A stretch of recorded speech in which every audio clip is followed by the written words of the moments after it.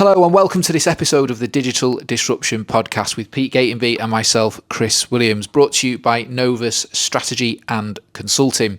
In today's episode, we're going to be looking at some data insights and what the demographic profile of home buyers and sellers looks like over the next 5 years and how that's going to be impacting the market and why digital transformation in its second phase is crucial to you and your organisation. So last episode we were outside. This episode we're inside in your living room. But before we get started into this episode, I must say, mate, I'm impressed by your Novus branded shorts. Absolutely. We don't talk about our sponsorships with sports too much, but we do a bit, don't we? We do a little bit, yeah. So this is the mighty Leamington Royals, sponsored by Novus on my shorts today.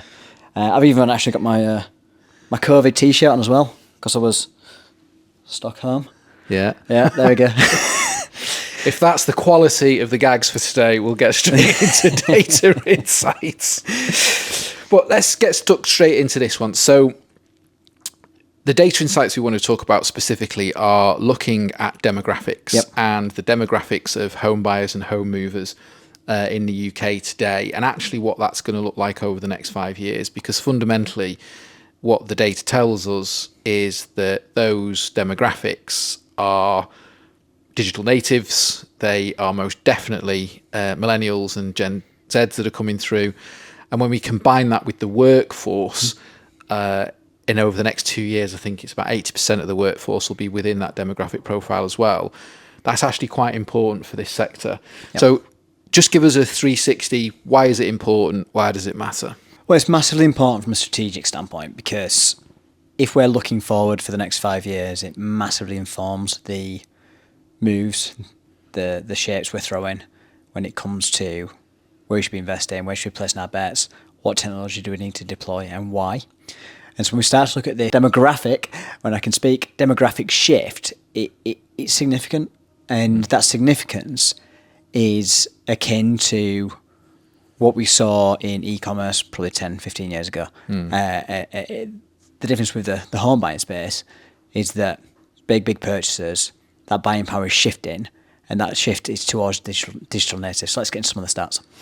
So what we know is that the 2023 statistics tell us that 50 to 60% of first-time buyers were millennials, digital natives. I'm a millennial. Yep. If you look forward 5 years from now, those statistics show us that, again, 45 to 50% of first-time buyers will be millennials and Gen Z that are coming through.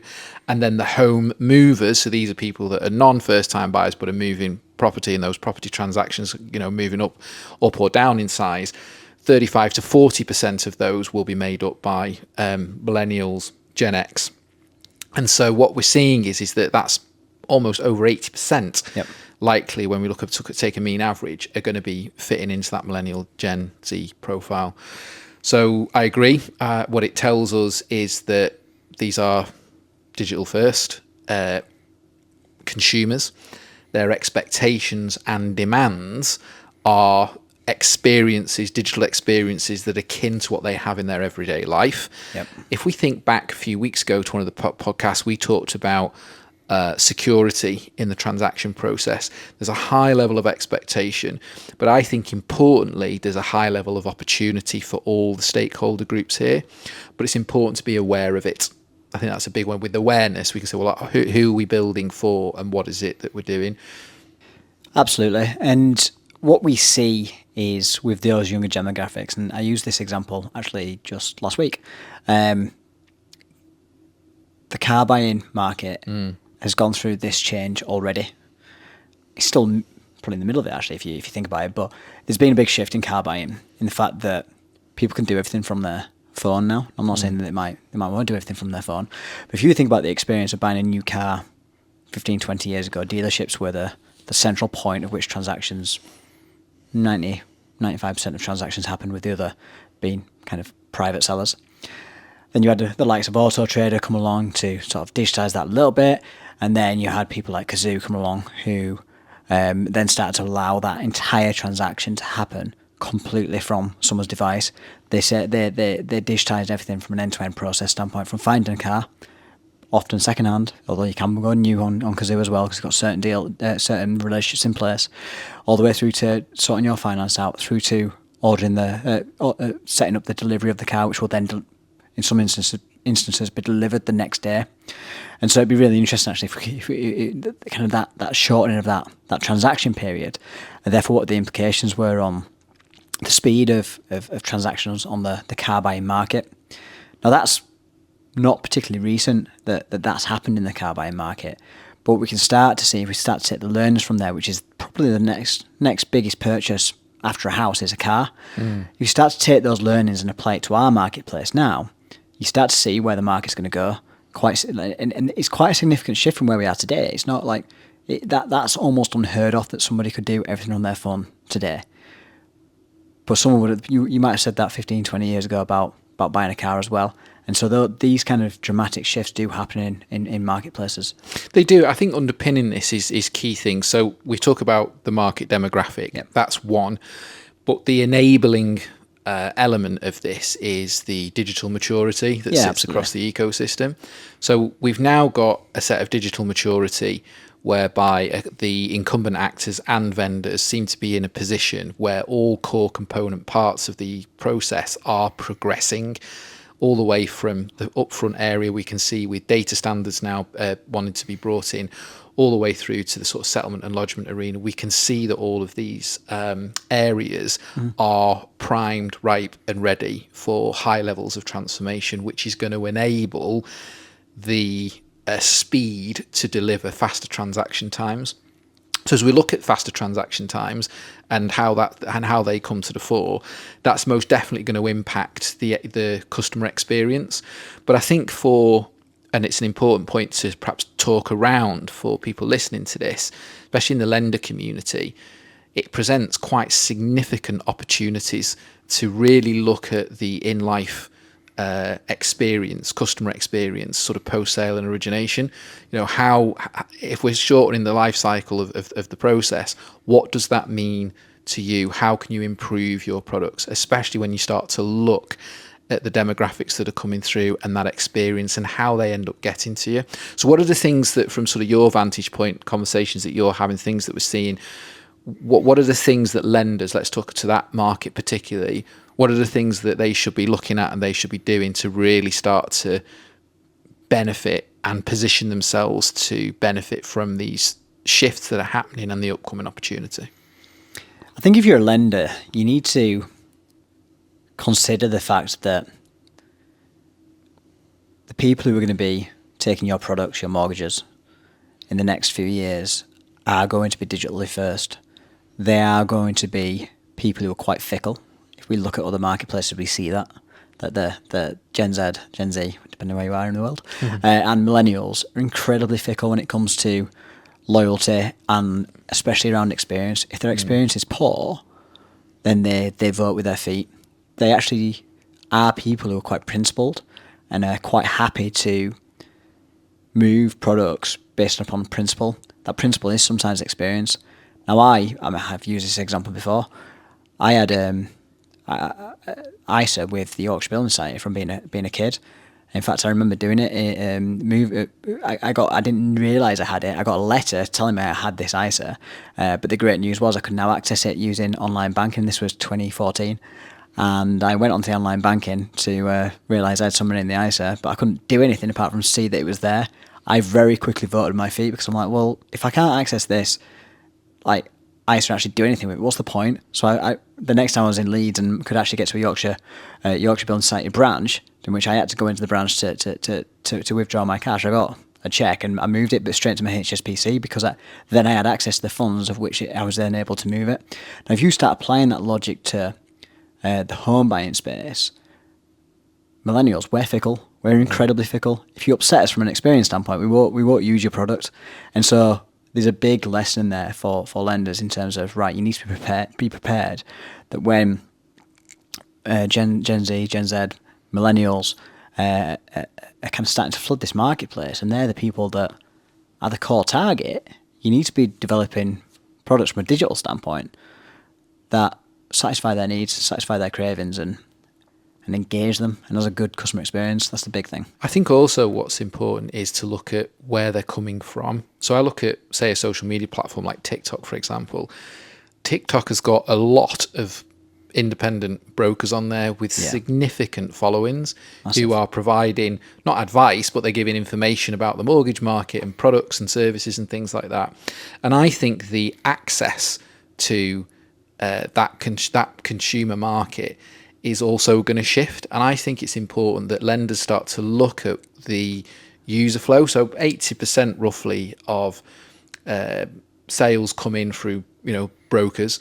And that's an important sales arena. But is that going to shift? What's that customer journey going to look like? And what are the touch points? And I think it's really important to potentially start to map these touch points and start to look at the flows of customers coming in and where they're going to come from, where their influences come from. And then once they're in, it's sort of like, well, what else can we do across the ecosystem? So we wax lyrical about the whole vertical versus horizontal digitalization.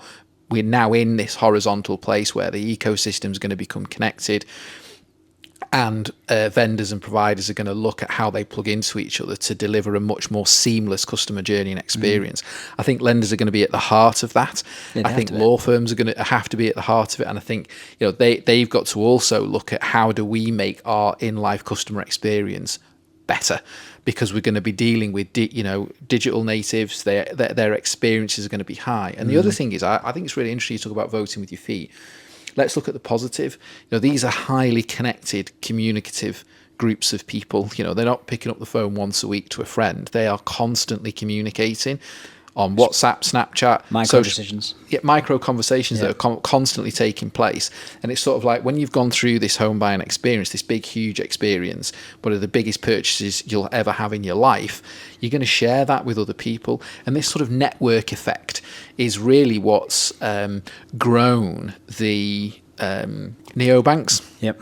And I think there's a lot to learn from that experience. I don't know what you think about that, but certainly from a marketing standpoint, I think that's really important. Now, we're not here to provide marketing advice, but what we see is the user journeys and how they're going to change. Yeah, and you're absolutely right, because and we talked about a few weeks ago, on a few episodes back, when we were talking about the amount of fraud that happens at a millennial level. Because right now, millennials are the first-time buyers. And actually, where do millennials go for their advice? Yeah, they might ask their parents, but often they get a 1,000-word text that they don't read for the reasons you've said, and I do it all the time whenever, unfortunately, my mum sends me a really long message. I'm not very good at replying because I don't read it all.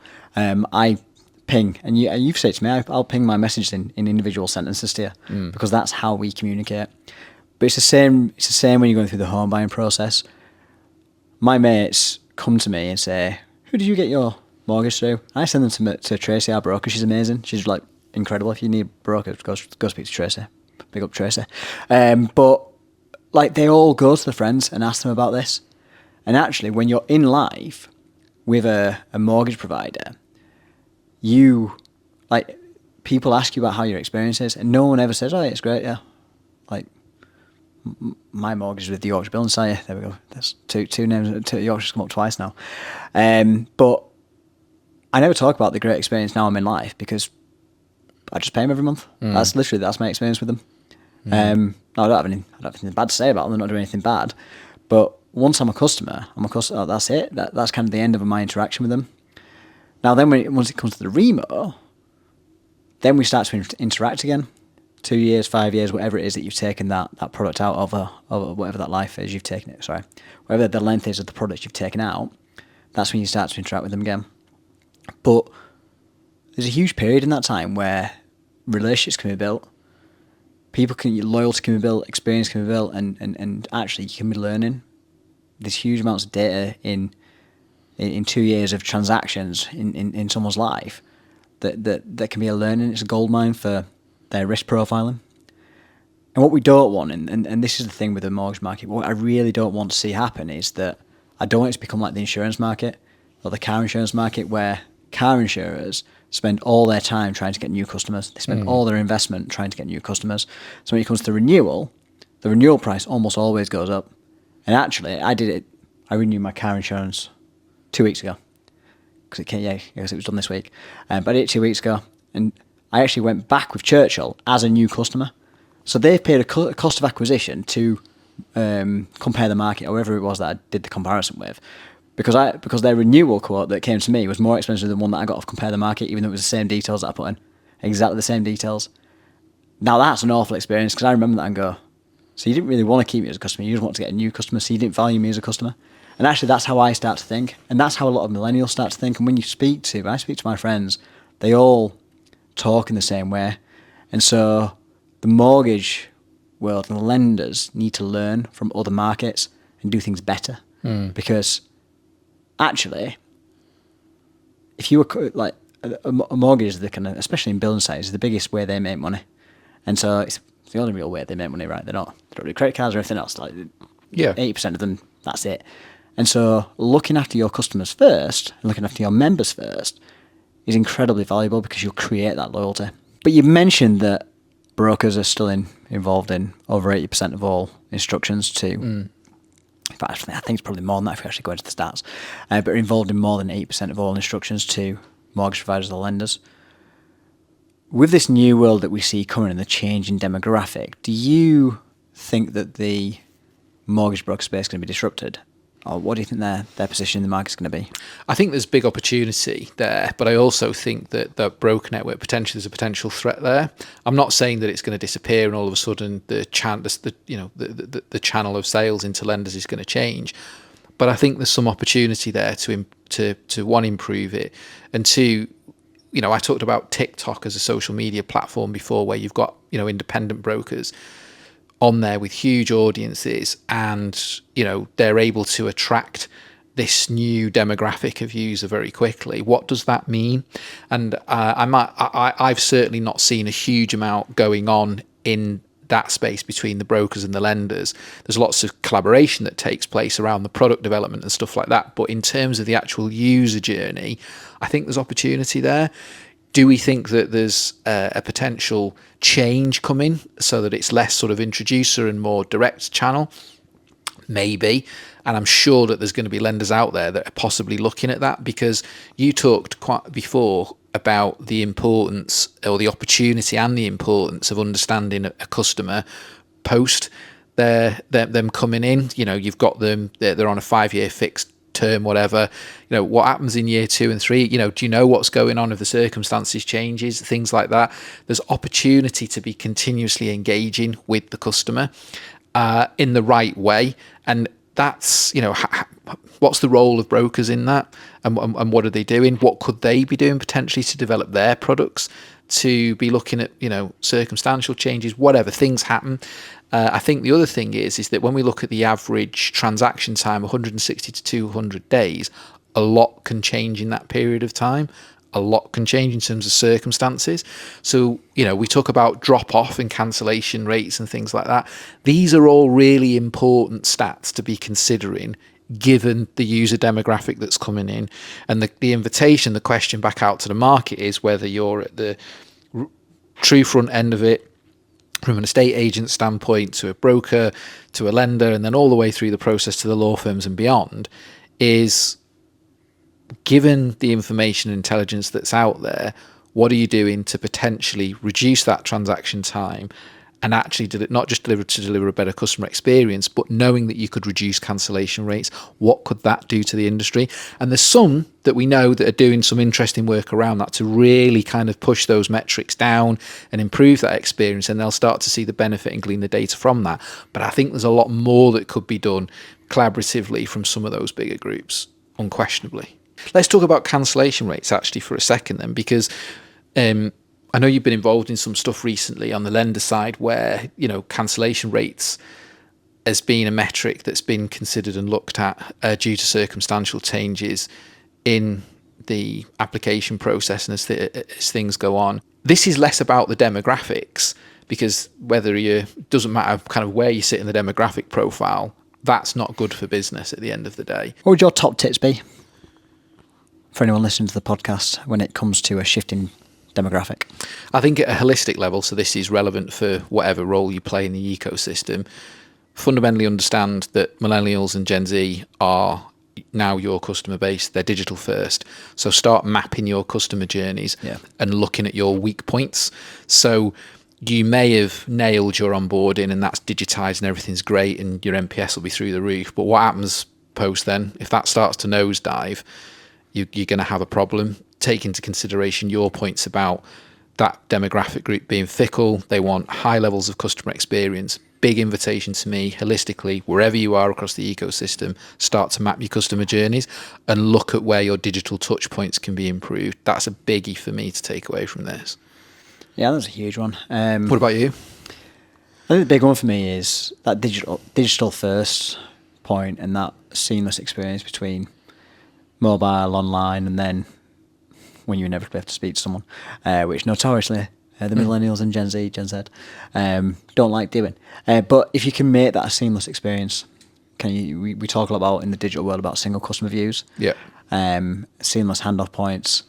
When you start integrating AI into that, it becomes quite powerful quite quick.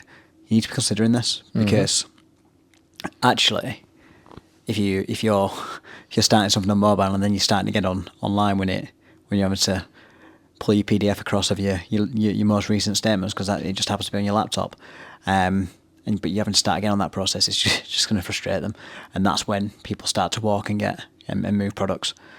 So yeah, that would be my big one. I think another one for me, which something you just touched on there, is the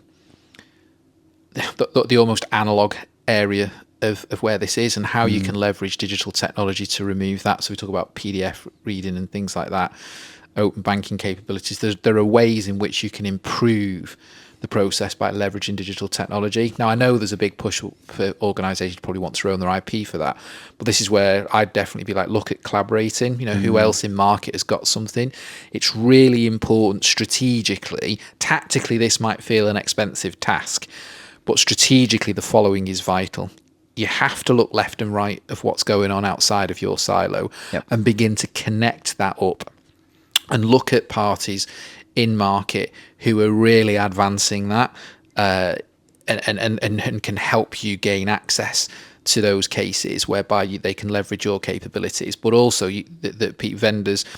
stakeholders in this market should be looking left and right and thinking, right, what vendors are there in market that we could leverage to really improve that part of the customer experience? That's really important.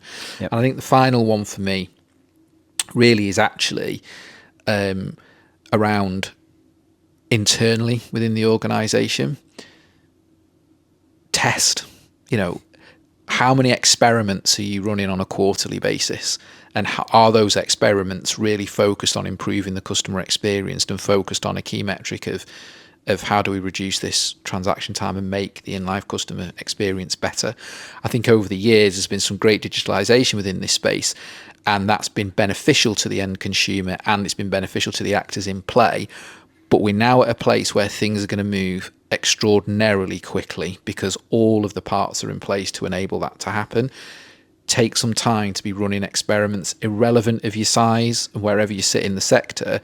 You can be experimenting. If you don't have your own digital capabilities, be doing that with other vendors that are in play and start to look at how you can impact that, because those that are doing that, the ones that are failing quicker than everybody else, the ones that are experimenting and testing, they're the ones that are going to do things the fastest, and speed matters a lot. Well, that concludes this episode of the Digital Disruption Podcast. Thanks for tuning in. Don't forget to like, share and subscribe.